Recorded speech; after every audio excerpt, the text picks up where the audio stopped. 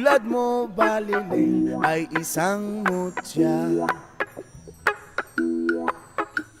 o pelas na kay ningning anong ganda.